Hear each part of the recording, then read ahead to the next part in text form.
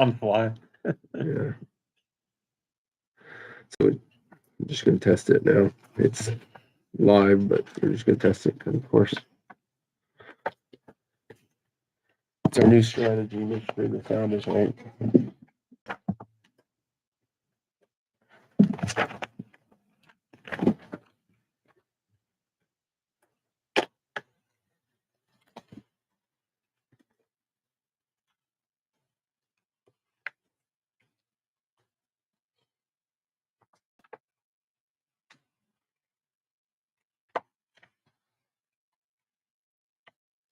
Says we're live. All right. Take it away. All right, we're going to start with an audit committee meeting this morning. So call to order for audit committee. I'm the chair, Andrew. I don't know who else is on the audit committee. Suzanne and Monica. So also present, Suzanne, Present. and then Monica I think she's absent. is absent. Also present are, can we just go around? Yep. Paul Donnelly. Donnelly, Project manager. Brian, And Barker. right, Parker, Bob Connolly. Bob Connolly, Amy, Michelle Marinello, council. Suzanne, we already got it. Brian Sal. And also, Yeah. thank We you. could probably get three from the seat right at the table. Yeah, do you want to sit at the table? We don't have minutes to review from the previous audit committee. Are they, do we know if they're on the website from last year? Because we wouldn't have had one, I think, since last year. Well, actually, the last audit committee would have been the one that we talked about the strategy for this one a couple months ago. Okay. Yep, and then before that would have been January's, which we accepted the last audit, which I think we Oh, right, approved. yeah, because we were, Yeah. we were delayed. So I don't know. We'll get if them. we have minutes, We can but we do approve not them have them to review today. And the primary agenda item today is to review both of the audit. So I will turn that over to you. And we have, does everyone have what appears to be a PowerPoint? Yep, we'll have a PowerPoint, a copy of the draft financial statements, and a copy of the required communications letter. I will be speaking upon the required communications letter first. So hello, my name is Teresa Ellis. I'm an external auditor with the Bonadillo Group, and I was your audit supervisor on the Land Bank's engagement audit. I'm here today to go over a very summarized version of the audit results and answer any questions that you may have. First, I'd like to thank Brad for all of his assistance during the audit. He was very responsive to our requests and very There are two deliverables that we have provided to you. The first is your financial statements, and the second is your required communications letter. Like I said, I will be starting with the required communications letter first. So during the audit, the Land Bank did not adopt any new significant accounting policies. There were no transactions for which there was a lack of authoritative guidance or consensus of all significant transactions have been recognized in the proper period. The most sensitive accounting estimates reported in the financial statements were the acquisition values of donated properties, which is based upon assessed value of the properties received, and the market value of the property held for resale, which is upon the past sale prices of properties. So all estimates were evaluated and considered reasonable. Next, there were no significant difficulties in performing the audit or dealing with management, and there were no disagreements with management. We are not aware that management consulted with other accountants, and our discussion with management were in the normal course of our professional relationship, and our responses were not condition of our retention. The Land Bank's annual audits are now moving on to the financial statements. The independent auditor's report is the first 2 pages, 1 and 2. So the Land Bank's annual audit of the financial statements include the independent auditor's opinion on the financial statements. We're issuing an unmodified opinion on your financial statements. An unmodified opinion is the highest level of assurance an auditor can give you. Management's responsibility. So management's responsibility is for the preparation and fair presentation of the financial statements in accordance with accounting principles generally accepted in the United States. Our responsibility as your auditors is to express opinions on these financial statements based on our audit. An audit involves performing procedures to obtain and audit evidence about the amounts and disclosures in the financial statements. We perform transactional testing over your internal controls and substantive testing over accounts receivables, accounts payables, debt, and cash. Now I'm going to move forward to your financial statements, which is on page 7, I believe, so your statement of net position. I'm going to briefly go over the financial highlights. I think it's page page 5 or page 7? Sorry, Page 5, I sorry. think. I'm reading a slide. Oh, the summary or the No, statement? not the MD&A. It's gonna be after the MD&A, page 7. Okay, gotcha. Sorry. I hung up on page 7 No, you're fine. or page 5, I mean. The net position at December 31st, 2024 was approximately 772,000. The change in net position was an increase of approximately 90,000 compared to prior year's net position of 682,000. Starting with your net position at December 31st, the property held for resale value was approximately 795,000, a decrease of approximately 23,000 compared to prior year's 818,000. Part of the decrease is due to an adjustment made in fiscal year 24 to reduce the inventory value that was done in discussion with working with management of the land bank to ensure properties were not overvalued, producing a large loss once they are sold.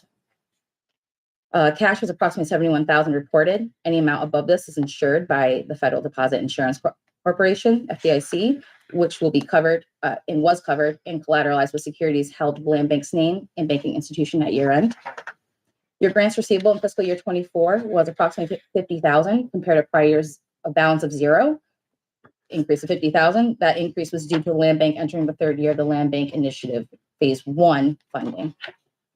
Now moving on to the statement of revenues, expenses, and changes in net position, which is found on page 8 of the financial statements. The change in net position was again an increase of 90,000. The change was due to sale of properties for fiscal year 24 was 8,500. Which was 0 last year. The Land Bank Initiative Phase 1 revenue increased $79,928, while the Land Bank Initiative Phase 2 increased $86,498 compared to prior year. ARPA grant decreased approximately $20,000, and this is due to the grant nearing its end of grant terms. Lastly, the cost of sales increased approximately $194,000. Now moving on to your last deliverable in this financial statement, which is your government auditing standards report. This report requires us to gain understanding and report on our internal controls over financial reporting. We noted no material weaknesses or significant deficiencies in the financial reporting over internal controls. The second part of the report is your compliance with laws, regulations, and grant contracts that non-compliance could lead to a material financial statement impact. We noted no non-compliance in the financial statement reporting over internal controls. To conclude, again, this is a very high-level review of your audit results. And again, I want to thank Brad for all his assistance getting through the audit. Do you have any questions for me? Thank you. Suzanne, do you have, as audit committee members, any follow-up questions? I do not. So we need to move to bring it to the full board then, or Yeah. I move that we bring the report to the full board. I would second bringing it to the board for approval, and I think we're all in favor. Motion passed. I don't think the audit committee has any additional business. We have no old business and no new business. So I move that we end the audit committee meeting, I second. and I think we're done. Okay.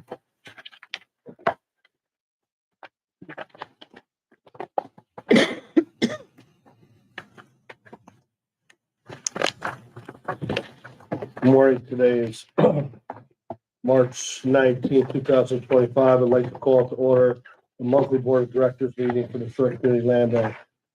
Start with roll call. David Cooper. Here. Brian Sano. Here. Suzanne Spellin. Here. James Mager. Here. Bob Conley. Here.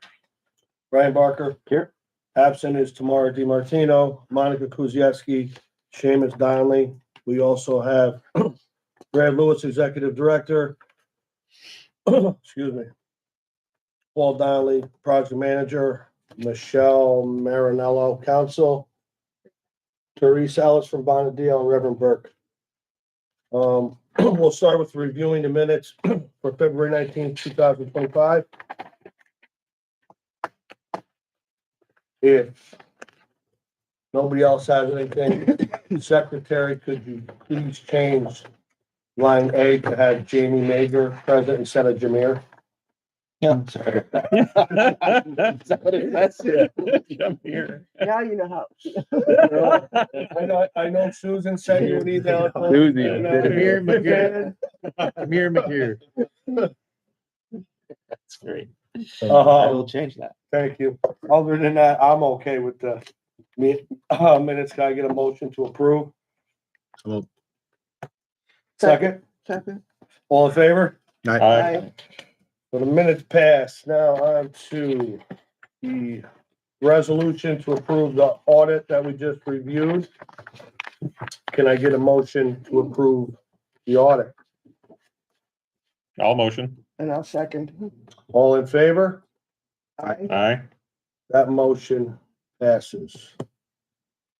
Financial report. I think you also We are- want to discuss the resolution to certify the parish report too. So Oh, there's, I'm sorry, that's totally secondary. there's From her. the resolution to Okay. approve both of them so that I can certify them on the website. So that's a totally separate resolution. That is not. Yeah. And I get, Brian, you have it right here. Yep. That's the resolution that Michelle prepared and sent out to the board. Well, I sent out to the board Gotcha. on her behalf. Can I get a motion to approve the parish report, or to certify the 2024 parish report? I move. Second. All in favor? Aye. Aye. So resolution passes. Resolution, both resolutions pass, Well, it's a combined. or one so- combined resolution, I Yep. apologize. Mhm. Review of our financials, our P and L statement that I believe we all got. Mhm. So, just to respect Teresa's time, if we don't have anything else for her, we can let her know. I'll just open up to the board if they have anything for Teresa. Yeah. 'Cause Thank you, Teresa. Thank you. She's just sticking around for us, so you can stay if you want. Okay, so, right. Well, our bookkeeper he's on paternity leave, but he came back middle of the night, Monday night, so he was able to get these reports done, but he hit a little jam with the Pioneer account because they logged him out of it, but that's why they were late in terms of producing them Tuesday afternoon instead of, the Monday board packet. But, there's a couple things that we have to adjust, but all in all, the land bank's in great position financially and, especially going to be in a great position after the sale of 791. It'll be a very stable organization. So there's nothing very large to discuss, but I'm open for any questions if there are any.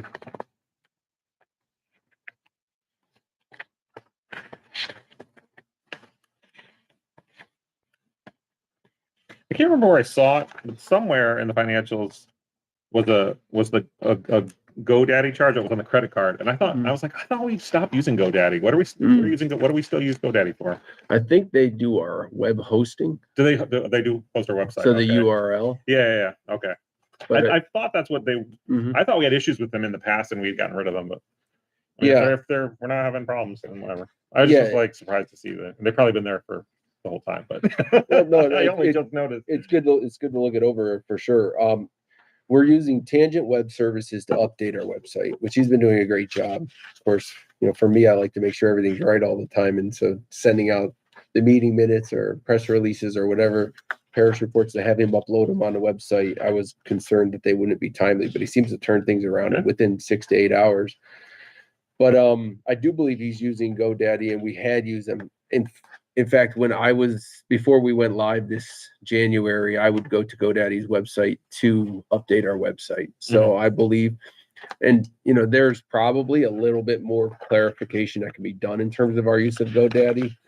They automatically charge us for like a 10-year renewal or something. I feel like. That's what happened. It did get brought up in conversation about whether to move away from GoDaddy, but I think the ease of it, and two, the cost. Yeah. And just the renewal. I mean, I wasn't worried about the price. I just I thought we got rid of them because what I recalled was I thought security issues with them, like in the past, which I don't know that we're hearing the whole story, and B, whether what we were hearing was well informed. Yeah, I mean, in regard to blaming GoDaddy for issues, but it's to be clear about that. I've seen, besides the website that we struggled with last year that we're able to stay in compliance with, I've seen 2 other websites that never went live on our GoDaddy portal. And then we have this third one that Tangent put together with Deb Jackson, and they were able to create a deliverable this year. So I think this land bank's probably paid for 4 websites, but only had 2 so far. Yeah. It's unfortunate, but of course it happens. The issues with GoDaddy, like you say, could have been somebody not clicking go live and just focusing on the policies page. But Joe from Tangent has been great in terms of, combing over things, establishing exactly how to name things on our Mhm. document page, because without a website and without our policies up to date on the website, it's hard to do your parish report. Right. For sure. It's easy just to put a URL if you have all your policies in the policies page, but if you don't have it there, it's very hard to do. All right, well, thanks. Is there any way we can get the obsolete ones off of there? I don't think we're getting any charge for them. Oh, They were okay. just like There. rough drafts that you could go live if you want to. Uh-huh. And, I'm not sure. I think Heather was building one, and I think another one was being built by our old attorney. I think she was working on building a website for us too. So I just remember those two things. I mean, and I'm not 100% on exactly what it was.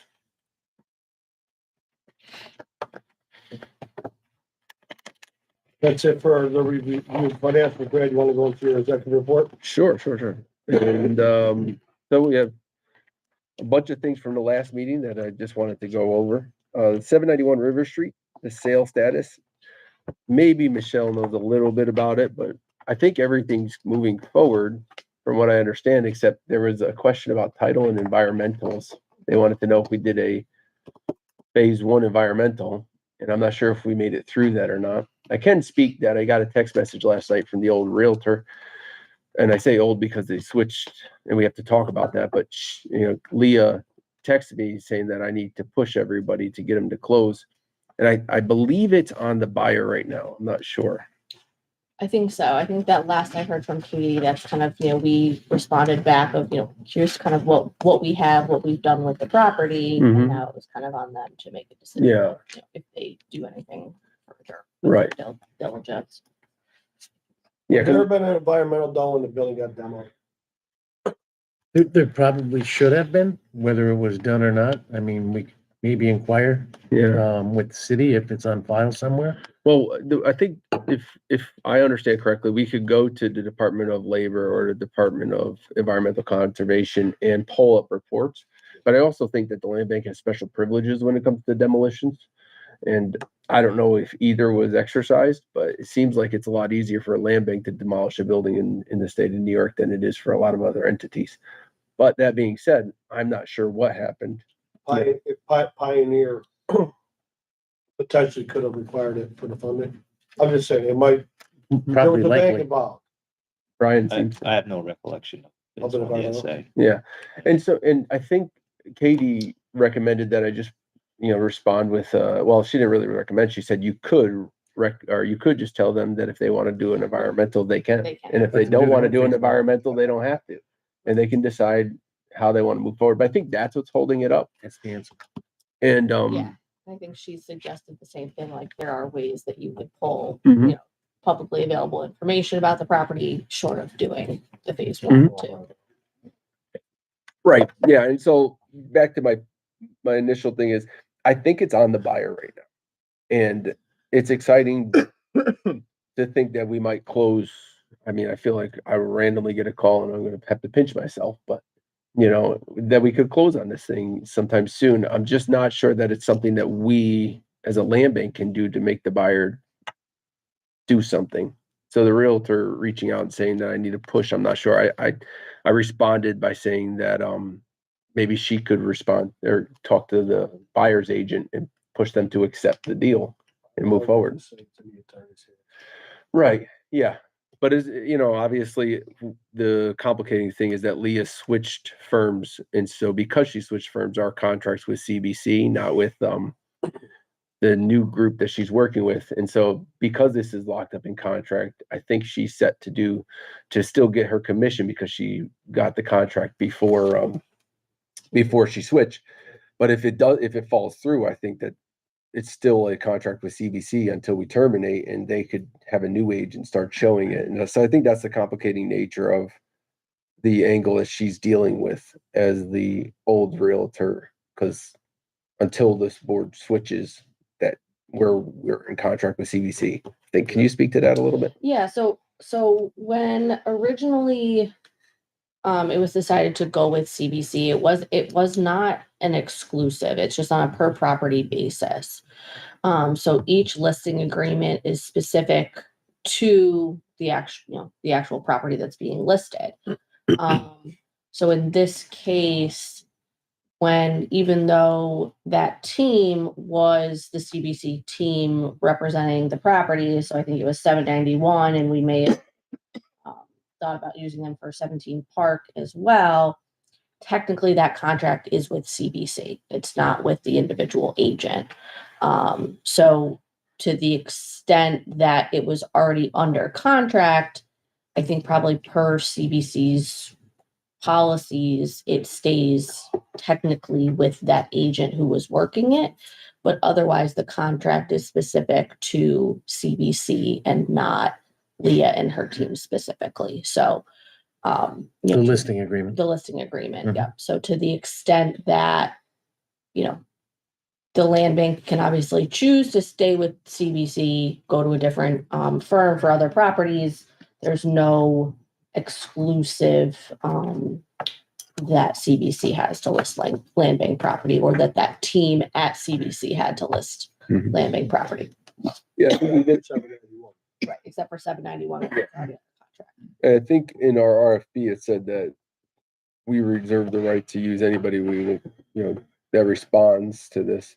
And I think based on our procurement policy going forward after 791, I don't think we'll have the real estate fees to trigger a problem if we were to choose any real estate agent in the world, I guess you'd say. But that being said, we still need to draft resolutions for every contract that we go into, because it's an actual contract, and I can't unilaterally go into like long-term contracts like that. Yeah, it's just kind of notwithstanding the thresholds in the procurement policy. Okay. It is just good practice to Mhm. say, okay, for this particular contract, Yeah. we get it approved at the board level. Yeah, so that's where we are with 791. And of course, we can get more into this in C with 17 Park.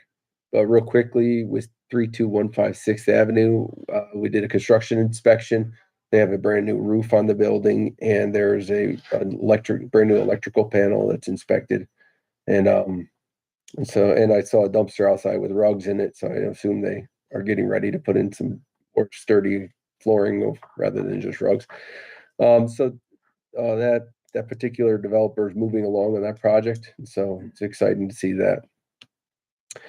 So C17 Park, the last time we met, we did a resolution to enter a listing agreement with CBC on 17 Park.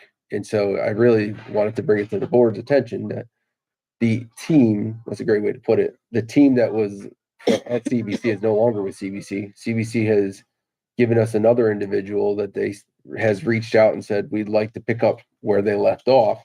And the team with Leah and company there, they would like us to switch over to a new agency. And so I really think the board can have that discussion. I mean, I can list with CBC, but otherwise we would have to draft the resolution to list with another agency, which we could do next week at the annual. And it's not really annual business, but we'll all be here so we can do that business. So I kind of leave that up to the board to discuss. I'd like to make a motion, motion to list it with the current brokerage on CBC.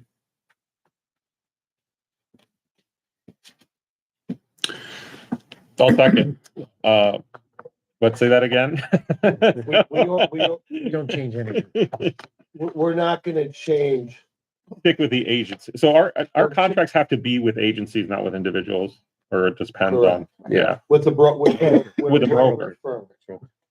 So my motion is to just list with whomever the primary manager of Coldwell Bank, or whomever he or she assigns to list it with. List the property with, so we can go live. I think we've been over a month on the website with 17 Park, right? Yeah, oh yeah. We had Yeah. Oh yeah, we already did the We had- resolution, so Right. We already had somebody look at it. They came up with their offer, they got out. So I think now the best thing for the board is to put it on the MLS and see if Coldwell Banker can get us any traction, some good offers. In the interest of time, is this in the interest? I guess that's a question. Is this in the interest of time? Because I feel like when we sat down, the presentation was more about what the team could bring, and it wasn't about, you know, like the organization that they were working for. Yeah. So if this is, hey, for 17 Park, in the interest of time, it's probably easier to stay the course. We're saying that future properties that we're going to list will have the conversation around who will choose for that. And I would, yes. Okay. Interest of time, I don't think we have to sell 17, Yeah. right? We don't have to sell it, but that was our plan after it was stabilized. So yes, stay the course. And the presentation that we got from Leah, things got off to a rocky start with 791, and then in the middle of the night we moved. Now that's her business, Mhm. CBC's business. But speaking solely to 17 Park, I believe that was our our mission was to get it into a developer or homeowner's hand because Habitat is going to be starting construction next door. So is it pressing to get it done? No. Will it look good if 4 or 5 buildings are being done at the same time? 100%. You know, the whole block essentially could be done at once. That's why I think get it to market, give somebody time to get some plans together. Yeah. And hopefully they're working right next to Habitat. it's fair. Hey, just to speak a little bit more, explicit. I was speaking about 791, how there's pressure being applied to me to make our team do something to get this building done. The question always has to be is who's that person representing? Are they representing us? Are they representing their best interest, which is closing the deal? And that's the sort of gut that I'm getting. That situation is that they're representing that they want the commissions. Meaning Meaning, Leah's team. well, yeah, there was an email that went to our attorney Katie that was out of left field and not part of a discussion that anybody would know about.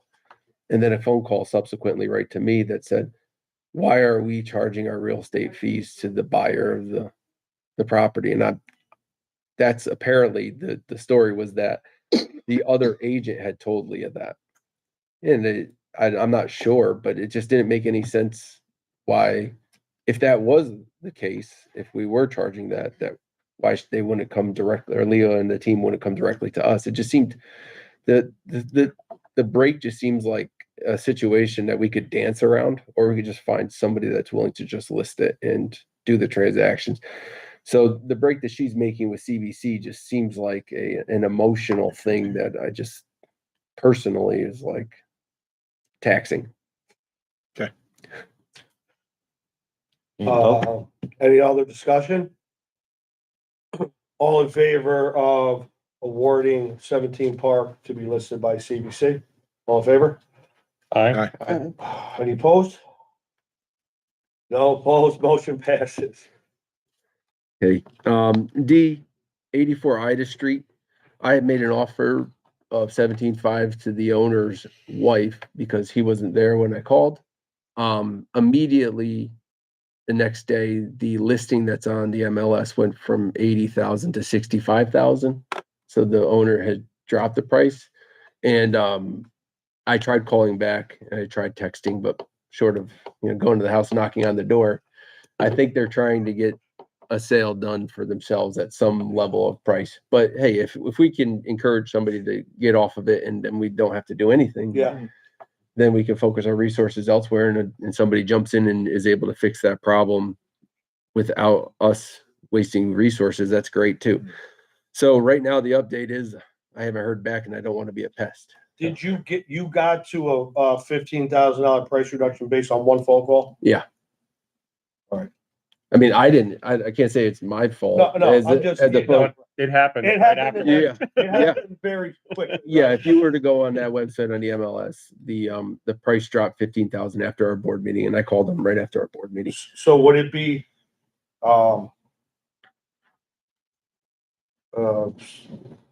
good suggestion that maybe in another couple of weeks, if it stays, Yeah, I can.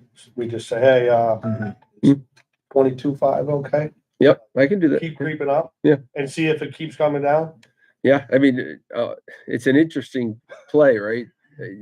All you do is negotiate with people, and then they sell. Somebody's going to turn it into productive use. That's a What was our, just because honestly, I forget. Yeah. I know I threw a crazy number out that everybody bought that. What was, I think we threw that out in private session. Executive Executive session. session, because we didn't Yes. want to have a public. We don't want to stick numbers out. Gotcha. Yeah. Thank you. So- Common sense. So I'll call back because obviously they're not interested in 17.5 and they're not returning my call. So I'll call back with the 22.5 because we did talk about that in executive session. We can bring it to the next board Right. meeting. You know, we can try, but unless we had title of a building, we can't do anything to help that building. I guess my point of that ridiculous question was, we created a ceiling that day in executive session. Mhm. Let's just slowly creep up to that Yeah. without telling the world. Yeah. 332 9th Street. That was the building that Tripp was interested in us getting involved with them. I'm not sure that they know exactly what they want to do with that building. Jamie and I went there, and this building was largely intact. It's got nice hardwood floors that are weaved together, and the front of the building is really strong. It does not need to be done. Well, they don't have a report that it needs to be demoed. They don't have not even it's unsafe for firefighters X on the front of it. The only thing that they would like is to put a brand new spec building, a CERTI building to mirror the one that they have next door. And they just want site control, but they don't want to pay the vacant building fees, and they don't have the money to fix it, and they want it demolished. And I don't see a reason to demolish it without somebody saying it. I mean, some of the buildings we're stabilizing have been given engineers reports that says you should demolish this building and we can fix them. So given that, when Jamie and I went to tour the building, they thought that our gut instinct would be right away that this should be demolished. And when we were like, this is great, we can really turn this into something. They were like, Surprise. Well, It got to that. it got a little odd because I think when they thought we walk in that we would just see what they see, and we didn't see what they see. And so because of that, it got a little bit tense. So we left, and then Noah provided the document that I sent to you all regarding what their vision is. And now their interest is to have us co-develop it, which essentially means they don't give up site control and we still demolish the building. But So- so I read the letter that Noah drafted to you, Mhm. right? And it was a nice letter. But the line that jumped out at me and bothered me was and this could have been just my take on it. It looks to me like they just want to use us because they don't, A, have the money to demo, or B, know the avenues to explore to get the demo money for the project. So And they we're don't want essentially, to, and they don't want to pay the fee for a vacant building. so we're being used as a demo arm when we believe that we can rent it. Right, I believe that. I know yeah. you want to save every building in the city, so this building definitely, this building is not ready for a wrecking ball by any means. Yeah. They just simply want a mirror image next door, and they want our money, which, quite frankly, we're in a much better shape than we were last year, but we're not in that great a shape where we can just give them demolition, like to co-develop something that Yeah, I mean, CERTI's not up, that's not our. well, we have the grant that for demolition. And when I brought it up to HCR, there was sort of like this question of like, is that what you want to do locally? Yeah. Well, yeah, And even it if we're very- demoing something, is that Is that your like, what other strategy? That's not the options are best there demo. to use demo money? Yeah, yeah. It's that's the board's Mission. decision, right? What is the strategy that you want me to execute? And is it find out how we can spend demolition money? Because I've heard people say that, let's just demolish buildings. No, But I told Tripp, I said, you guys could list this for 20,000-30,000 and make we money told and them be done with it. 30,000. Yeah, for sure. I mean, it does not have water coming in except for the roof drain. Correct. That's the only spot, and there's a spot because of that. It soaked the subfloors and the radiator fell through the floor because of that one centralized spot, just the roof drain. If they fix the roof drain and then fix the bricks surrounding it and fix the joists, I mean, we just fixed 40 joists at 3209 7th Avenue and saved the 6 units. They just need to fix 2 joists and put new subfloor. I mean, Habitat do they do much reno though? Aren't they? This is supposed to? Trip. Oh, it was just Trip. I'm sorry. Yep. Trip. I totally missed Yeah. like thinking. No, Habitat, that's a totally different, this is not even in that. Yeah, ballpark. This is Trip. yeah. And so That's something I'm So HCR, Know what happened. HCR says if that's your local strategy, then it makes sense. But at the same time, if it's not, it doesn't seem to like, I still think you'd want an engineer's report to say this thing's no good. I mean, I think based on that, the meeting with me and Brett had, my gut feeling would be, obviously we had, no one made us aware that they had a board meeting the following week. So we've asked them, well, then we would like you to meet. Because I went there fully under the assumption they just wanted to gift us the property because they wanted it off their balance sheet, no vacant fees, and we are free to do what we want. Very early on in the meeting, we realized that's not what we were there for. They wanted us to demo it and let them run. My suggestion would be, if they don't want to pay the vacant building fees, and they don't want to explore how to demo with it, we will be a partner, but we'd like to be a partner and they gift us like we originally all voted on last month. We'll accept a gift, but with no contingencies. Like we can renovate the building. Or if we get an engineer's report saying it has to be demoed, then. But I don't foresee a report coming back where that building has to come back. Brad just mentioned something, and he said to Trip, you could just sell the building the way it is for $20,000 or $30,000 and, no longer have to pay the vacancy fees. Would it behoove us, now we'd like it as a gift, of course, but would it behoove us to make them a small cash offer for the building, so long as it does meet our requirements? And it takes it off their hand, it puts it into the land bank, and we're not spending a bunch of money demoing a building that we don't want to demo. Can you get an engineering, look at it before you do that? I grew up in this house, so, yeah. I Did you grew up- really? Yeah, 332. Oh, that's your, Yeah. No that's where I kidding. grew up. and that's a better So I wanna story. save it. Well, That's then that's an even better. Well, you have a conflict of Why, interest. why Tell are you you some crazy ones. why are you withholding information? Honestly, I'm giddy over this. I love it. Okay. Well, I mean, Oh, well, then and that's, what I said, what would they rather do? They could sit there and pay these fees, or we could walk in the door like, the Lone Ranger with a check in our hands. or we can simply, prey on their emotions like they preyed on our emotions with that letter and say one of our board members grew up in that house and would like to save it. Yes. That's how we're a partner.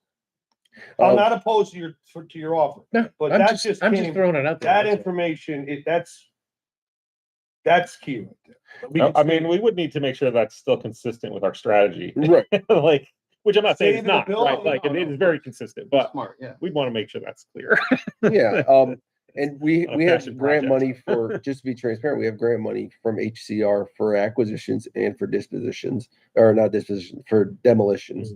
And so we have that grant money available for both of those things. So you can make offers like Paul's saying, and you can demolish things like Trip saying. So both of them aren't coming out of our cash reserves. It would come out of our LBI phase 2 money. And we currently, in those 2 line items, which are about 200,000, don't have any acquisitions on the table besides 84 Ida, which we're very far apart, and we don't have any demolitions on the table. So we're not going to exhaust those $200,000 if we don't have anything on the table. Now, I'm not saying that we have to, because we can get to our number for reapplication just by fixing stuff.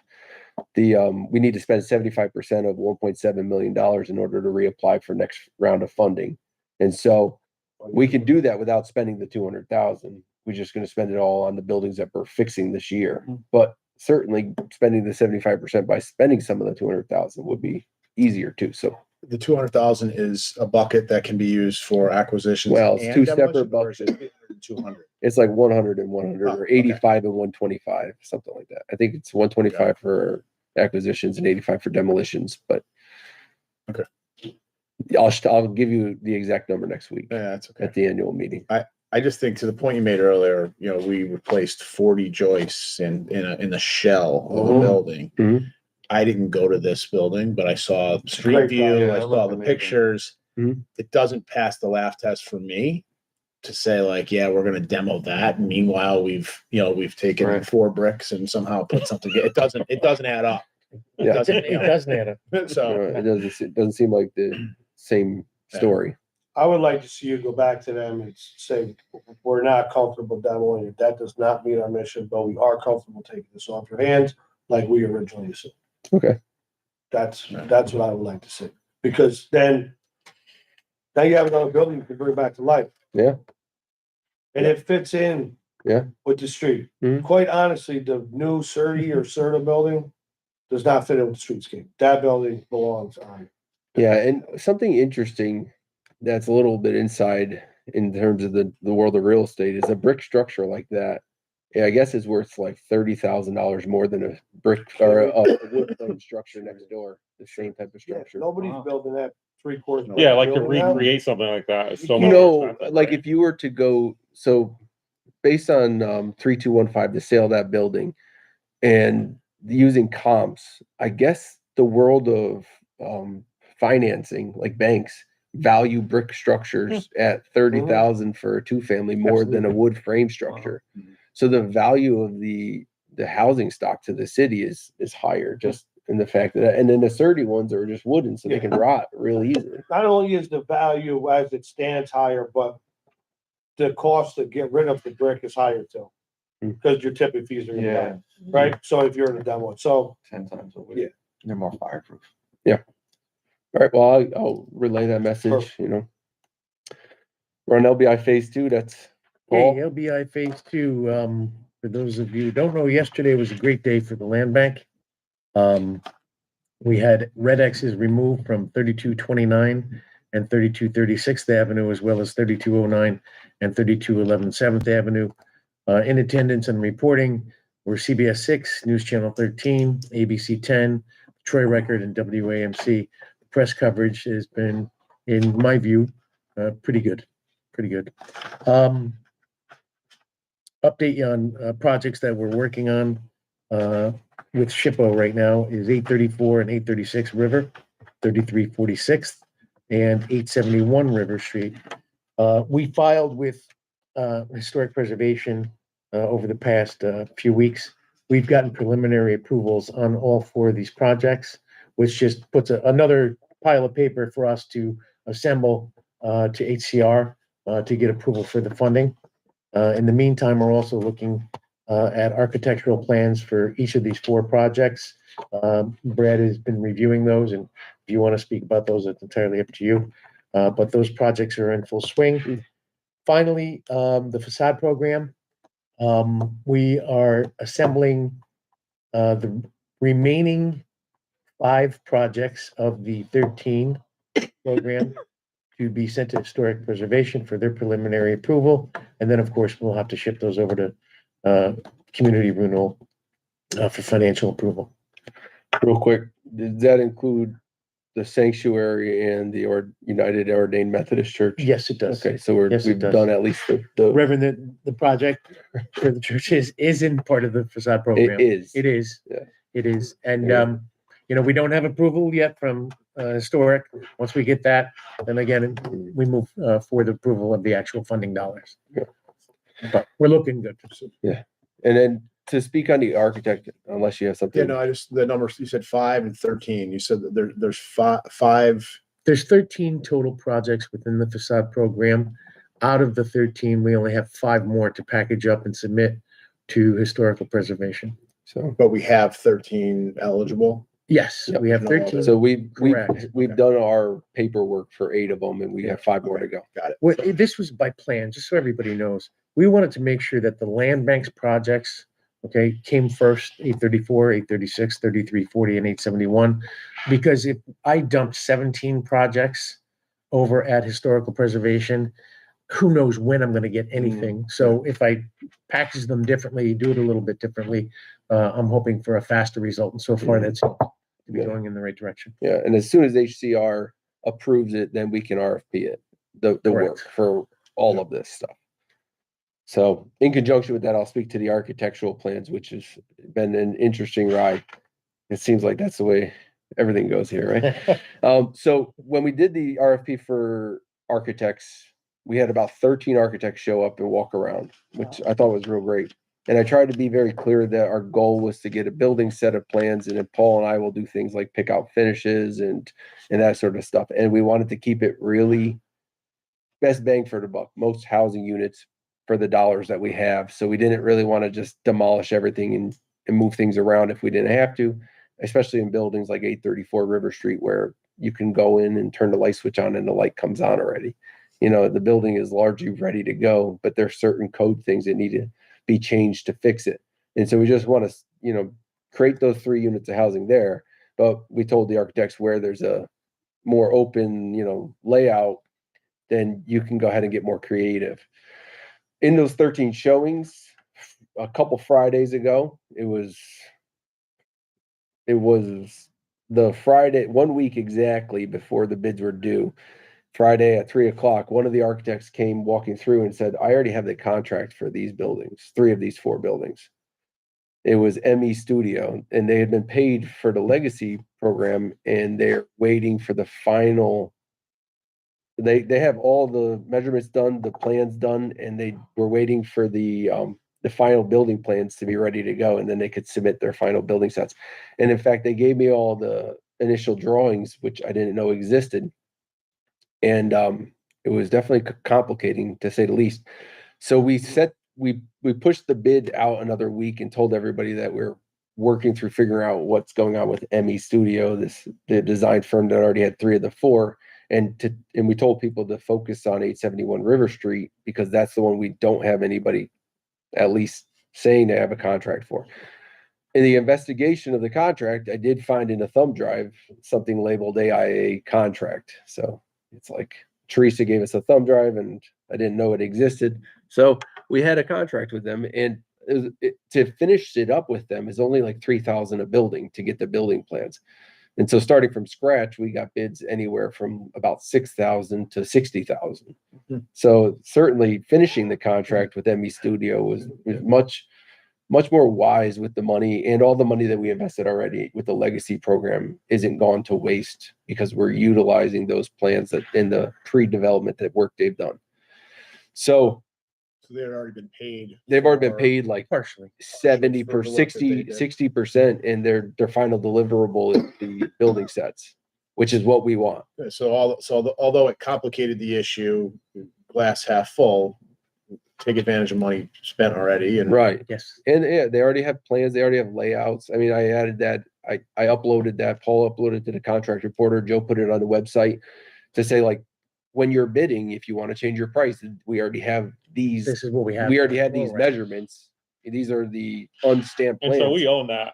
Like we could, That's if we our- wanted to, we could take that, the work they've done already, and turn it over to another. Yeah, you Yeah. could. I mean, I don't know if I wonder another if another architect would architect would like that. Yeah, because I they're was like, just I'm thinking off that 2 too. Like, how do I inches. know this is accurate?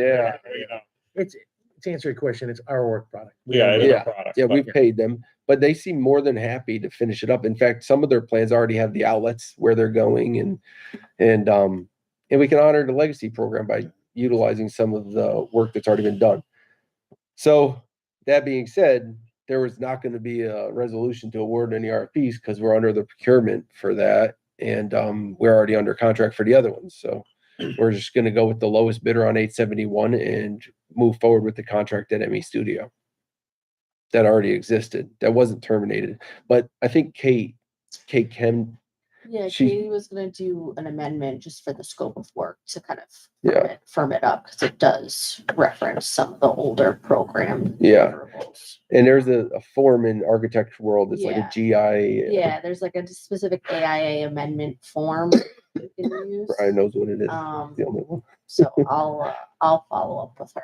Yeah, no, we've been in discussions, so everything's going pretty fine. In fact, Emmy Studio wants to set up a Zoom call to just finalize everything. I think they're ready to just move forward. They're not waiting on a contract document, but of course, we want to make sure we have a contract Yeah. document, you know. Are they a Troy firm? Yeah, they're on 2nd or 3rd Street. I think it's 3rd Street, right next to the Talk House. Is that right? Sure. Yeah, that's where he is. Did any studios do the tall skinny and build North Central? 6. Oh, I don't remember. It's a couple. Yeah, Kyle and Graciela. Yeah, they did the tall new build. Is that Emmy? Yeah, That's I them. believe so. I think. I believe, yeah. Okay. So yeah, a lot of fun. Is there anything else we got from leftover? What else was on that drive? Yeah. Well, when I looked through it, but it's like hard to know what's relevant. I know, right? Like, It's hard to know what's it's relevant. great. I without- mean, I'm glad they came forward, sort of, because Yeah. they could have just been like, oh, whatever. I think they want their work on it. But right, as they're well. yeah, They sure, did they've the work. invested in it. They want to carry it. You through. design something and then you know it's going to get to the finish line, and you want your design to be the one that's done, created, and you can say, look what I did. Any questions on any of the projects? I think we can move on to discussion about foreclosure list process, conflict of interest. So, we've got some revisions to the conflict of interest policy done, some kind of preliminary steps on the foreclosure list process, but it probably is, maybe Brad, you and I can get together Mhm. just to kind of discuss mechanics of how that works and how, the timing of presentation. So we've got some kind of a really good shell of the policy going, but it'd be helpful to kind of talk with staff about, the timing of when that disclosure should occur, how the list is reviewed. So we can maybe set up a time for Cool. this end of this week, beginning of next week to talk through that. And then on the bylaws changes, I know Jamie's done some outreach with the board, just kind of on the committee point. So I think right now our plan is to have, an executive committee be that committee of the board, meaning the executive committee could take action. There are, under the MPCL and Land Bank Act, specific items that are in fact reserved for the full board. So kind of major decisions are mostly reserved for the full board. But a lot of organizations will constitute an executive committee that can kind of act between meetings, or, if something urgent comes up and it has the authority of the board to act. The remainder of the committees will be committees of the corporation. So much like we just did with the audit here, the committee would approve an action and recommend it to the board for a full vote. And then the only other kind of committee item in the bylaws is that we are going to add in an affirmative description for the A&D committee, because that committee is missing right now. So if anyone has kind of, any additional questions, I think most of the other comments in the draft are going to stand based on our discussion. But, welcome to any kind of questions that people have if you've had a chance to take a further look or. Michelle, the one question that I brought to you from a board member about what we are allowed to do, and your response was it'd be better to describe what we are allowed not to do. Yes. Should I just share that information with everyone Yes. so that it describes what, yes, the executive committee of the board, but based on what we can't do, it should give a description of what we're allowed. Yeah. So it's kind of, a board member had a question of like, okay, well, what would the executive committee technically be in charge of? And, under the statute, it's easier to come up with a list in reverse of what's not permitted. So for instance, the executive committee couldn't handle property sales. Like, that has to go to the full board. They can't amend the bylaws. They can't amend your governing documents. They can't do, remove a board member. Like, those are all formal full board decisions. So I sent kind of Jamie that list of, I'll send it to everyone. here's what the executive would be outside the purview of the executive committee. And, there's certainly, that's kind of the list I gave Jamie was mostly informed by the statute or what was previously in the bylaws. But if there are other items that the board feels should not be left to a decision of the executive committee, which would be binding, we can certainly add those in and discuss those as well. This board member just, their suggestion was for transparency and to not give Yeah. the executive committee too much Too much power. But give them enough authority where you stated if time is of the essence and it's something that was within bounds, Yeah. they're able to move forward for in time of essence. But the list you gave me, I'll forward to everyone so we can see what we were suggested by council to move forward. That's it for you, Michelle, correct? That's all I got. The only other business we have is a governance committee to be held before our annual meeting, and at that time we'll approve, the bylaws that we just talked about, and Michelle or Nicole will do a presentation, correct? When you say before, you mean just like as part of the same timing? Like we did. Like we did. Okay, yeah. They'll present the governance Yep. and we'll assume everybody heard it for the annual. Where's the annual gonna be? Right here, I guess. That's mine. We could do, you wanna do it down at Riverfront Park? Can I get a motion to adjourn for next, 791. April 16th? Will be our next meeting. Motion to adjourn? Anyone? Second, Second. all in favor? All right. Motion passes. Here to go. 4 minutes. You guys take a trip back to that house, I'd like to go. You say you grew up. Doesn't sound like they're getting an invite back anytime soon. You said you grew up in that house for like until how old were you when you were like for how long? My father